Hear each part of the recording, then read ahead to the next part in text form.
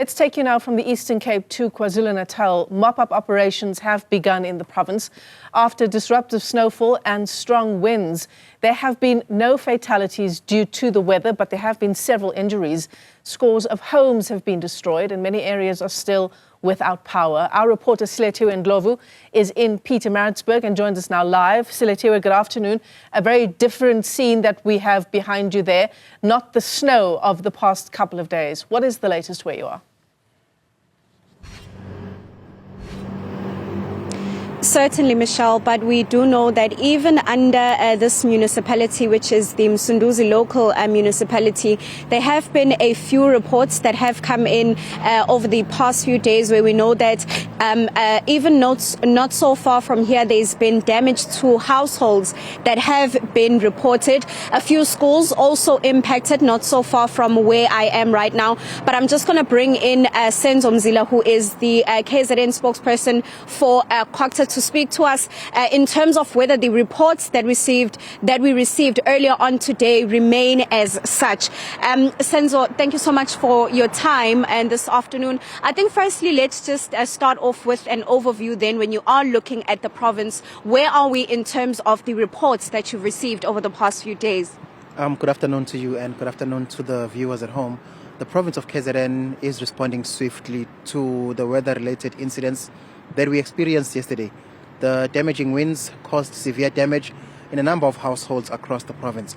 In terms of the impact, we have about 6 districts that have been heavily impacted by the damaging winds. Now, in terms of the areas, the Ugu district is the most impacted. And also in terms of damage to public infrastructure, these winds uprooted trees, damaged power lines, and we've got a plethora of communities that do not have access to electricity right now.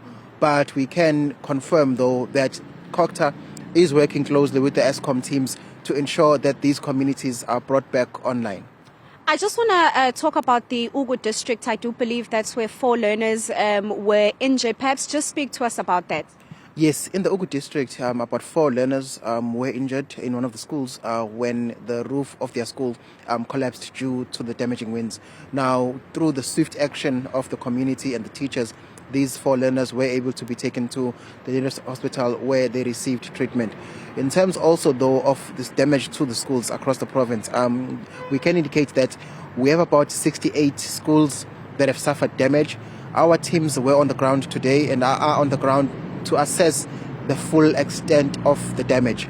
In terms of the most impacted area, in terms of the schools, we've got about 38 schools within the Ugu district that have been badly impacted by the damaging winds. And maybe just to talk to us about the interventions then, particularly when you are looking at those different schools. I do believe that there's another school also not so far from here, Ndlovu, a senior primary school, also affected and reporting damage. Just talk to us about the interventions then and also what this means when you're looking at learning and teaching.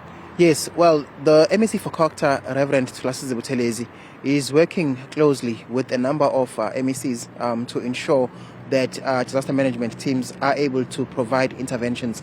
Now, with these schools that have been impacted, we are working closely with the Department of Education in the province, who is the line function department, and we will take the lead from them in some of the things. But there are a number of interventions that are at their table that they're exploring right now. And then lastly, perhaps just to indicate with a yes or no, at this point, no fatalities, maybe just to indicate there? Yes, no fatalities. We've had some injuries in the province, but we are assisting those that have been injured. Thank you so much for speaking to us. That's Senzo Mzila. He is the spokesperson then for the Department of KZN in the province, speaking to us about the interventions that we are yet to see in the next few days. And we do, of course, know that the mop-up operations are continuing at this particular point. But as you heard from that conversation, no fatalities as yet in the province of KZN. Silethiwe Ndlovu, thanks very much indeed. Live to us there in Pietermaritzburg.